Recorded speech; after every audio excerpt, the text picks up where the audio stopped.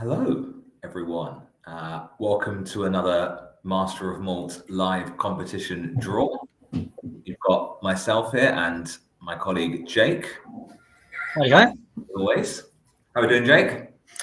I'm good. I'm in the tasting room today at the office. Well, actually, Adam and I are actually in the same building, but didn't actually want to see each other. So we have a rule. We have to be a certain amount of feet apart at all times. So I'm in a little meeting room here with some nice boutique gin posters, and Jake has a much more appropriate wall of whiskey background, which it's quite impressive. It's pretty neat in here. Yeah, It's pretty spend cool. more time in here.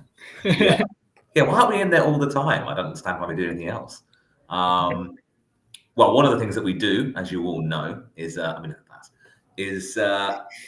we do a competition, we have you all enter every week. And just a little heads up for next week, we've got some really, really cool stuff. There's a 32-year-old Port Ellen in there. There's a Beaky 21-year-old. So do make sure you check out the page for next week. We've got 10 draws this week, as always, pretty incredible, ranging from a couple £100 worth of nice stuff to $3,500 worth of whiskey. So our first draw this week concerns Edredor, Scotland's tiny little gem of a distillery, and there's a collection of 4 whiskies from the Michael Epan wine finish collection, which is a winery in Italy that's very highly regarded, and all these Edredor, they're all age statements.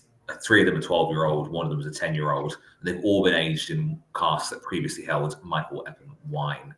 I don't know if you're familiar with these at all, Jake, but they are very cool. Yeah, I mean, like you say, tiny distillery was for a long time the smallest in Scotland, right?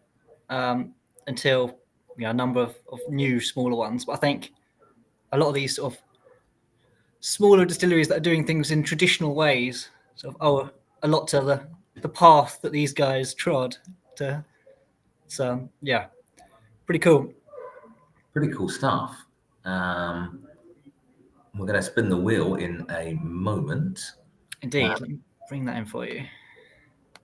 It's super cool stuff. We're going to kick it all off in a second. And we've got our wheel here now. Let's have a look. Let's bring it in.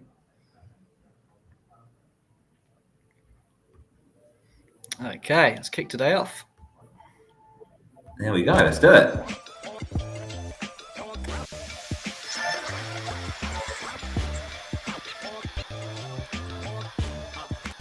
And our first winner is Matthew H. Congrats. Nice collection of whiskey coming your way. Congratulations, Matthew. Hope you're very pleased with that. You should be. It's a lovely little selection, that. That's our first one of today all done. Moving on to our second draw is Caperdonich. This is from the Secret Speyside collection, 21-year-old. And it's from a ghost distillery. So there's only so many more of bottles with this distillery's label on them. So somebody's going to get something really, really cool here. Have you ever had any whiskey from Caperdonich, Jake? I have. I mean, this is, according to the notes, what are in front of me, an unpeated one.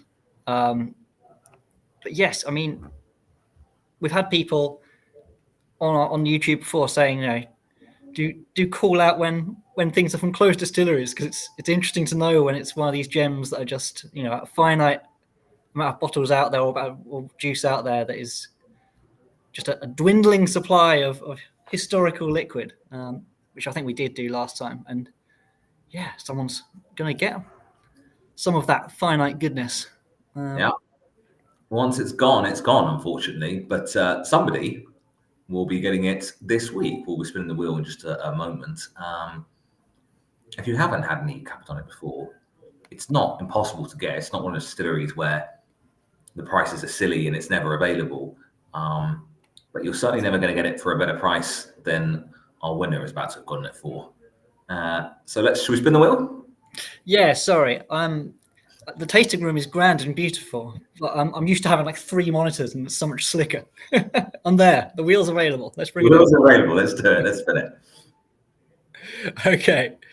Best of luck, everybody. In fact, before I've got this, I think there's a couple of comments coming in. I don't know which ones these have entered.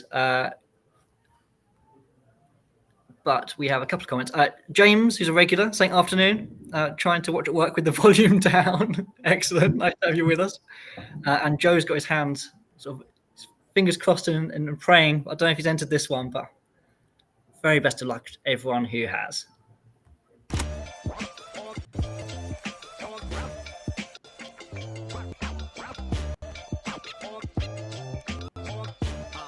That is going to be Christopher H., who I believe is another regular. Congratulations, Christopher. Congratulations, Christopher. Not to be this time for Joe, although Joe might have had their eyes on something else. Indeed. Could it be the next lot, the Glenallachie 17-year-old Mizunara and Oloroso cask finish? Mizunara oak is increasing a little bit. You see it a lot more than you certainly used to. Yeah. Quite a problematic little cask. They're not easy. They leak. They're expensive. But when you get them right, they really do add something quite remarkable, don't they? Yeah, it's one of those things. Obviously, Japanese whiskey is where all this comes from, and it used to sort of impart some of these notes that you just don't find elsewhere, like sandalwoody, incensey kind of notes that, you know, you don't necessarily need that much of it to really add an extra layer to a whiskey, but difficult to work with. Yeah. Doesn't want to be in nice straight staves. Yes. Knots and doesn't want to be watertight. So yeah, it does fight you at every turn a little bit. If you can wrangle this particular beast, you do get quite a nice whiskey out of it. Glenallachie at the moment is just absolutely soaring. So it seems like everything they do turns to gold. The 12-year-old just won World's Best Whiskey at the awards a couple of weeks ago. I know that they're a favourite of a few people here in the office as well. This is a really, really beautiful whiskey. I mean, you know, nearly just over 260 pounds worth of whiskey here that we're about to spin the wheel for. So I'm going to bring the wheel into play. Yeah. And here we go.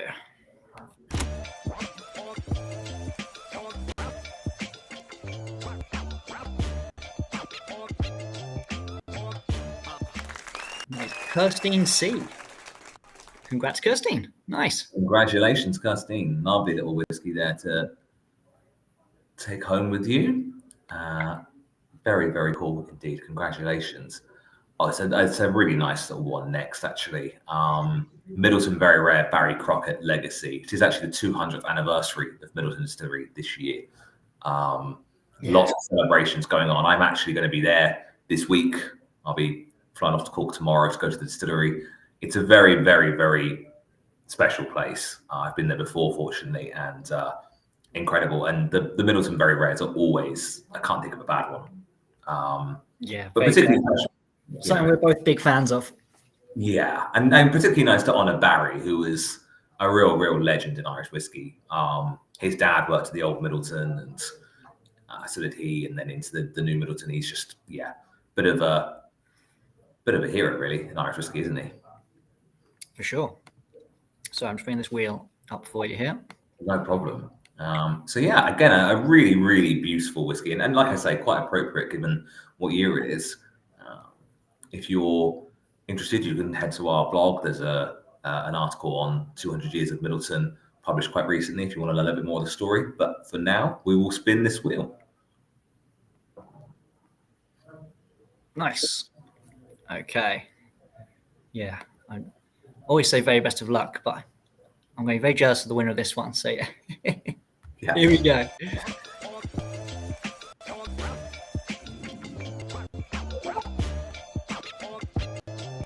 That's going to be Malcolm R. Congratulations, Malcolm. Congratulations, Malcolm. Yeah, another absolutely brilliant little whiskey heading your way. And as we say, very jealous, but also we're delighted for you. We're not going to let the jealousy dampen that, of course. Also delighted. Also delighted for you. Not in a little bit. Yeah, no resentment here. Our next whiskey is from Ardbeg. I mean, they don't really need much introduction to Ardbeg, do they? This is a committee edition bottling. I'm sure people know that the Ardbeg committee are a huge, strong group of fans who sign up and get interesting new releases each year. Very much started to kind of help prop up the distillery in its kind of difficult early days of its comeback. But now it's just so vibrant and strong and beloved, full of lots and lots of incredibly passionate whiskey fans. So some of you who are big fans will probably have seen this whiskey before, but very few really, in real terms, will have been able to get their hands on something like this. And we are, I don't know if you know this, Adam, we're now officially an Ardbeg embassy. Yeah, we never were because we're online and it was sort of a physical thing, but we are officially now one, so we might be able to bring even more Ardbeg goodness to people in the future. There you go. Keep your eyes peeled for more. If there could be more, there's quite a lot. If there could, there's not going to be much more of this one, but somebody's about to get it. So let's spin that wheel and find out who it is. Let's do it.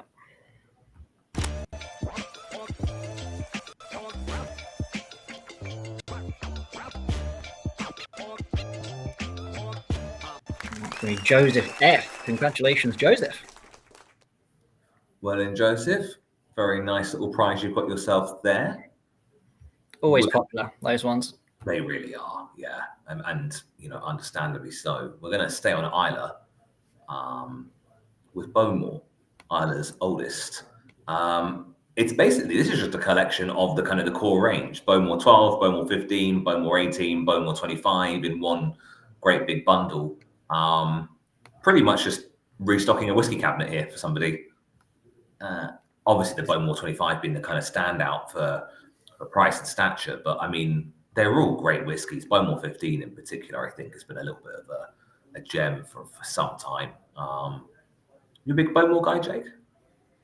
Yeah, I mean, obviously, been lucky enough to go to Islay a few times, and they've got that, their distillery is like right on, like the sea's like crashing into the wall at the distillery. It's like a gorgeous place right in the sort of the administrative capital, but still a tiny place. Yeah. We've got great memories, and like you say, the 15 has been a great pick for a long time. I think there's a pizzeria a couple of doors down from it called Pete-zeria. It's in Pete, which you've got to love that. Has to be done. Has to be done. I mean, the money that you've saved on buying these 4 whiskies, you'll be able to get yourself a pizza and an awful lot more. I think we should spin the wheel. Should we spin the wheel? Yeah, let's do it. Let's find this a home.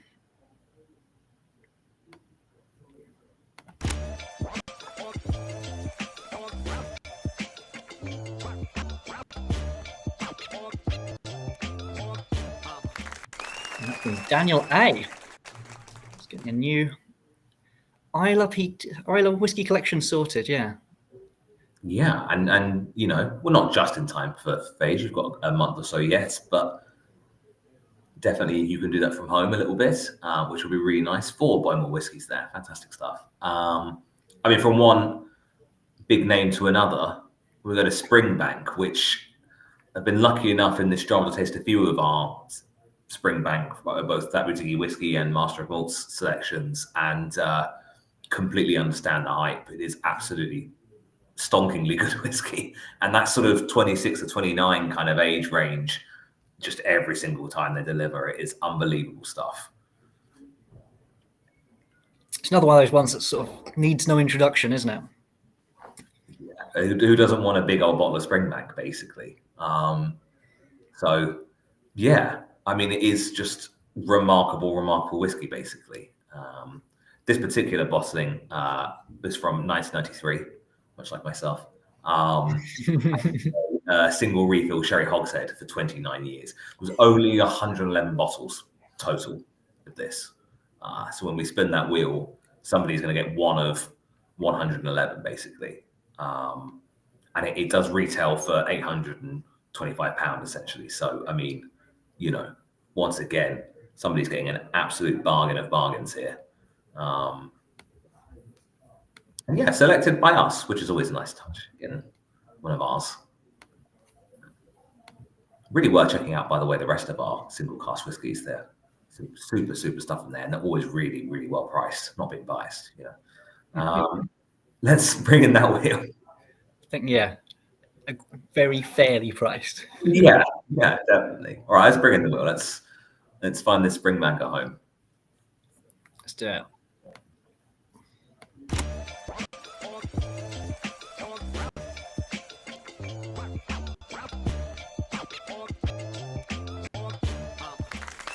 NFW.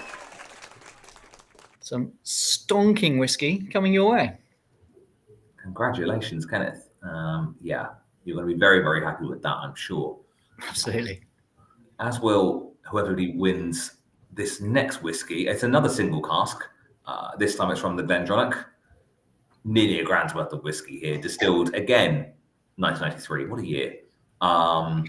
Single PX cask. Again, only 595 bottles when this was released back in 2023. Beautiful distillery that it's getting a little bit more love, I think, in recent years, which is nice. People are appreciating its sherry mastery, and we've got a really good example of that here. Wheels ready to go. The wheel, really. All right, let's just get on with it. Let's do it. Yeah.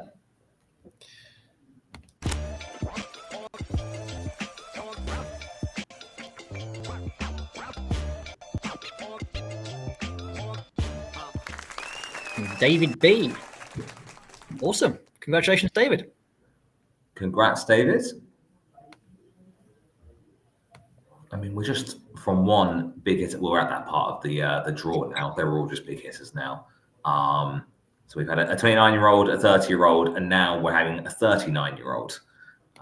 This is from Glen Ord Distilleries. It's a Singleton of Glen Ord bottling. Glen Ord is one of those distilleries that, again, probably doesn't get the spotlight it deserves, really, but some really, really cool whiskies there.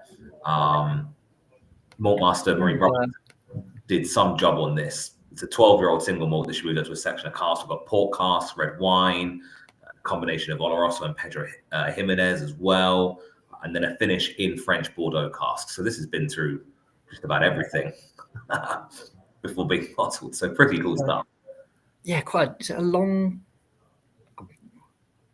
I've started talking without knowing what I'm saying. I feel like it's really long finish, is it? Well, yeah, it's very much a secondary maturation. I think we had that conversation last week. Some things just aren't a finish anymore when you're. I mean, that must be over 20 years of different finishes from what started as a 12-year-old single malt. So really, really interesting stuff there. And Singleton's such a strange beast in single malt as it is, because it's more than one single malt under the same name kind of thing. So I think that's part of the reason people don't get to experience Glen Ord so much in the UK, at least, is that you also have Singleton of Dufton, and this is the Singleton of Glen Ord. Multiple distilleries under one name. It's just completely unique in that. Yeah, it really is. Glendunnan as well, obviously.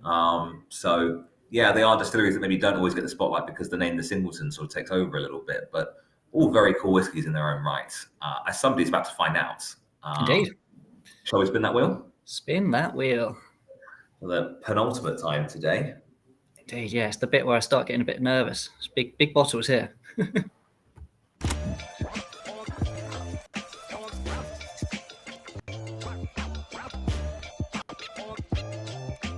That is Malcolm R. Huge congratulations, Malcolm.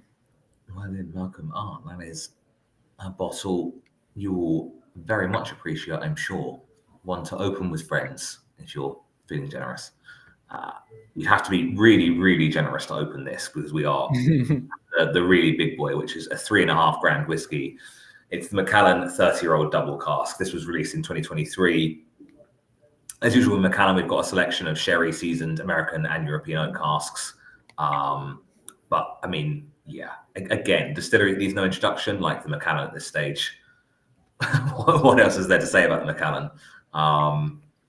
But yeah, I mean, this is just of a standard, isn't it? A huge win today, whoever gets this. Yeah, very well aged, incredibly in demand. Sherry's single malt whiskey. Yeah. Final wheel is ready. The final wheel. Shall we spin it? Let's see who's got the big prize. The final time today.